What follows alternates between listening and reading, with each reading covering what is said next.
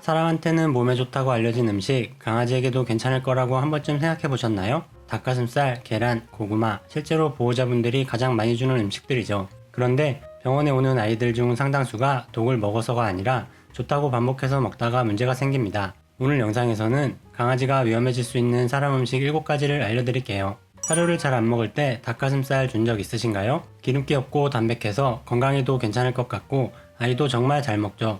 그래서 사료 위에 조금 올려주거나 사료 대신 닭가슴살을 챙겨주는 경우도 생깁니다. 단백질이니까 괜찮겠지 이렇게 생각하게 되죠. 그런데 닭가슴살은 칼슘은 거의 없고 이는 많은 음식입니다.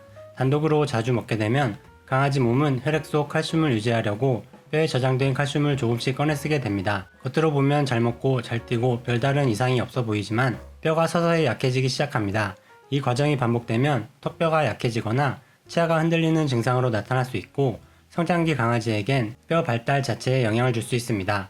여기에 닭껍질까지 함께 먹는 경우라면 지방 부담이 더해지면서 췌장과 관절 쪽에도 부담이 쌓이게 되죠. 그래서 닭가슴살은 좋은 간식으로 관리될 땐 문제가 없지만 식사의 중심이 되는 순간 몸의 균형을 무너뜨릴 수 있습니다. 닭가슴살을 주고 싶다면 사료는 그대로 두고 아주 소량을 간식처럼 따로 관리하는 게 좋습니다. 매일이 아니라 가끔, 주식이 아니라 보조로 급여해 주세요. 닭가슴살은 관리 없이 반복되면 뼈 건강에 부담을 남길 수 있는 음식입니다. 약 먹일 때 치즈에 싸서 준 적 있으신가요? 알약은 감춰지고 아이는 거부감 없이 삼키니까 순간엔 참 편하죠. 치즈는 조금만 줘도 잘 먹어서 이 정도는 괜찮겠지 생각하기 쉬운 음식입니다. 그런데 치즈의 가장 큰 문제는 유당이 아니라 지방 밀도예요. 치즈 한 조각은 작아 보여도 안에 들어있는 지방은 꽤 빽빽합니다. 소형견 기준으로 보면 사람이 햄버거를 여러 개 한 번에 먹는 것과 비슷한 부담이 되죠. 겉으로는 아무 일 없는 것처럼 지나가지만 강아지 췌장은 지방을 한꺼번에 처리하려다 보니 소화효소가 과도하게 분비되면서 자극을 받게 됩니다. 그리고 슈나우처처럼 췌장에 민감한 품종이나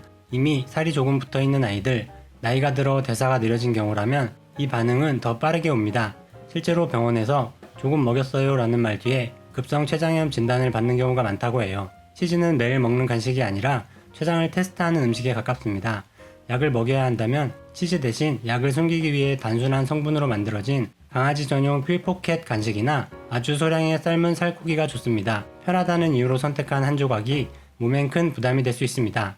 강아지에게 계란 먹이면 털 좋아진다는 말 한 번쯤 들어보신 적 있으신가요? 그래서 사료 위에 계란을 얹어주기도 하죠. 노른자는 고소하고 흰자는 담백해 보여서 영양도 좋을 것 같고 부담도 없어 보이거든요. 그런데 날계란 흰자 안에는 피부와 털을 건강하게 유지하는 데 꼭 필요한 역할을 하는 비오틴이라는 영양소의 흡수를 막아버리는 성분이 들어있어요. 그래서 털 좋아지라고 꾸준히 줬는데 어느 순간부터 털이 푸석해지고 피부가 예민해지고 군데군데 빠지기 시작하는 경우가 생깁니다. 그리고 익히면 비오틴 흡수를 막는 문제는 어느 정도 줄어들지만 계란의 또 다른 부담은 여전히 남아있어요. 계란 노른자에는 영양이 많은 만큼 지방 밀도가 높습니다. 작은 계란 하나라도 소형견에게는 지방이 한 번에 들어오는 구조가 됩니다. 이게 반복되면 피부 쪽으로 가야 할 균형이 조금씩 어긋나고 대사도 서서히 부담을 받게 됩니다. 그래서 계란을 먹고 바로 탈이 나지 않아도 시간이 지나면서 피부 트러블이나 컨디션 저하로 나타나는 경우가 생깁니다. 계란은 무조건 나쁜 음식은 아니라 자주 습관처럼 주기엔 강아지 몸이 감당하기 어려운 구조입니다. 주고 싶다면 완전히 익힌 상태로 아주 소량만 급여해 주세요. 겉으로 좋아 보이는 단백질이 항상 몸에 좋은 방향으로 쓰이는 건 아닙니다. 명절 지나고 나면 동물병원이 유난히 바빠진다고 해요. 고기 때문일 것 같지만 실제로는 고기보다 곡물과 기름 쪽입니다. 식탁 위에 남아있는 갈비찜 국물, 불고기 양념, 전 부치고 남은 기름 한 입 정도는 괜찮을 것 같아서 고기만 살짝 떼어주고 양념은 털어냈다고 생각하게 되죠. 그런데 고기에는 이미 기름과 소스가 충분히 스며들어 있고 여기에 강아지에게 독처럼 작용하는 마늘, 양파, 염분까지 겹치면 몸에는 버거운 조합이 됩니다. 그래서 명절 다음날 급성 췌장염으로 구토, 복통, 축 처진 상태로 병원에 오는 경우가 많다고 해요. 국물에 밥을 말아주거나 고기 위에 묻은 소스를 괜찮다고 넘기는 순간이 위험해집니다. 명절에는 사람 음식은 아예 강아지 식사에서 완전히 분리해두는 게 가장 안전합니다. 같이 즐기고 싶은 마음은 강아지 전용 간식으로 따로 챙겨주는 것이 좋습니다.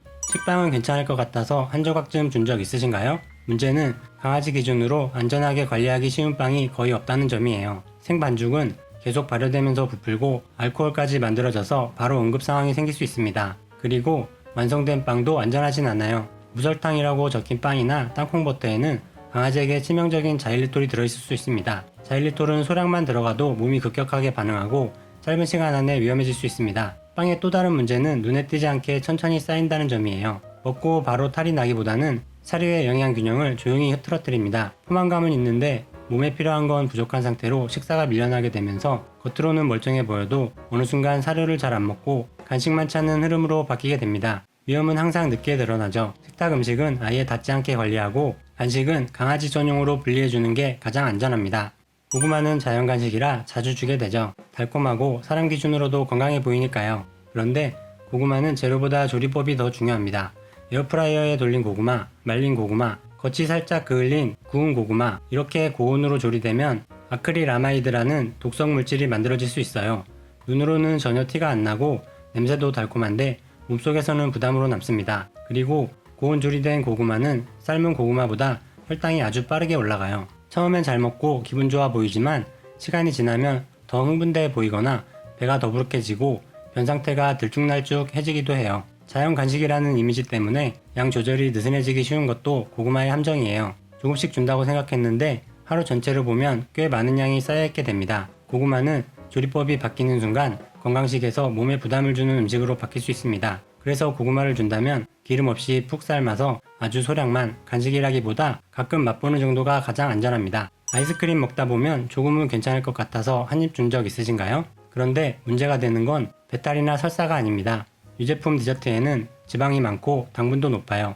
여기에 무설탕 제품일 경우 자일리톨이 들어있을 가능성도 있습니다. 먹는 순간은 괜찮아 보여도 소화기관과 췌장은 천천히 지쳐가게 돼요. 그래서 먹고 바로 탈이 나지 않아도 평소보다 더 늘어져 보이거나 며칠 뒤 변 상태가 달라지는 경우가 생기고 원인을 찾기 어려운 변화로 남기도 하죠. 유제품은 유당만 문제라고 생각하기 쉬운데 실제로는 지방과 당이 함께 들어왔을 때 부담이 더 커집니다. 체구가 작거나 예전에 췌장적으로 한 번이라도 문제가 있었던 아이들은 반응이 더 빠를 수 있어요. 달콤한 한 스푼 대신 아무 일 없는 하루를 선택해주세요.